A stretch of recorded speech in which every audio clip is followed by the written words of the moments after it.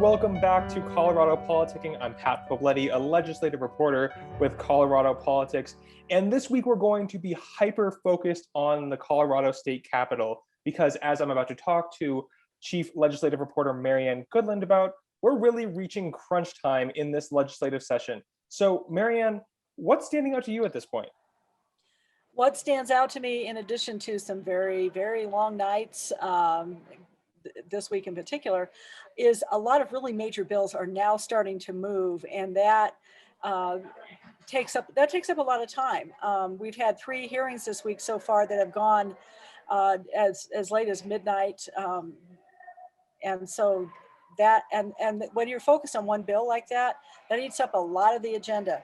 We have a lot of major bills that are still out there, transportation, some tax bills. We've also got 2 bills that have been literally on the books for months now that are now finally starting to move through the process, and they are taking a lot of time. One is the public option bill. The other one has to do with prescription drug affordability board that is going to be reviewing the most high cost drugs that Colorado pharmacies, hospitals, and pharmacy benefit managers buy every year and insurance plans buy every year. And they're setting price caps on these very, very expensive drugs. So we're hearing rumors that there's going to be some weekends involved. Thanks very much. So that's what's going on here. We have hundreds of bills that are still waiting to get through the process. So in a 3-week period of time, that means things are going to be moving very, very quickly. So that's generally the news. That's what's going on in the Capitol. In terms of the top level analysis, though, let's bring in senior writer Joey Bunch. Joey, what do you make of this crunch that we're seeing here at the end of the legislative session?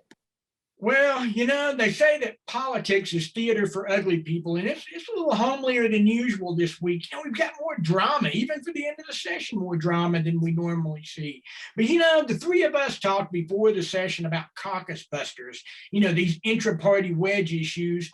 And I haven't forgotten that Marianne calls every one of these. And, now we're harvesting these grapes of wrath. And I don't know. I think it's more of a hot potato that the Democratic leadership has to deal with here. We've still got the public option. We've got the transportation bill. We've got Senate Bill 200, the climate change bill that Governor Polis has threatened to veto. And, it's not going to end with the end of the session. We may have sine die, but this isn't going to be sine dead. And next year is going to be an election year. And Democrats need to think about that. I'm seeing fault lines and fractures that I haven't seen before.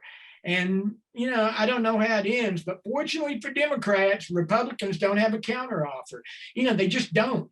Republicans need to be talking about fiscal policy, good schools, small government, ad nauseum. That's all they need to be talking about. But instead, they're doing this small ball opposition. They're more concerned with Finberg and Esgar, the 2 irksome Senate and House majority leaders than they are, getting their own message out there to give voters a reason to vote for them next year.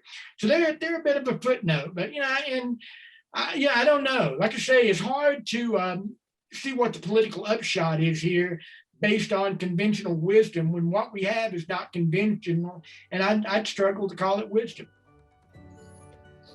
I would not struggle to call what you just gave us wisdom, Joey, because that was great analysis as always. So for Marianne, for Joey, I'm Pat. Thank you so much for spending some time with us this week, and we will see you next week.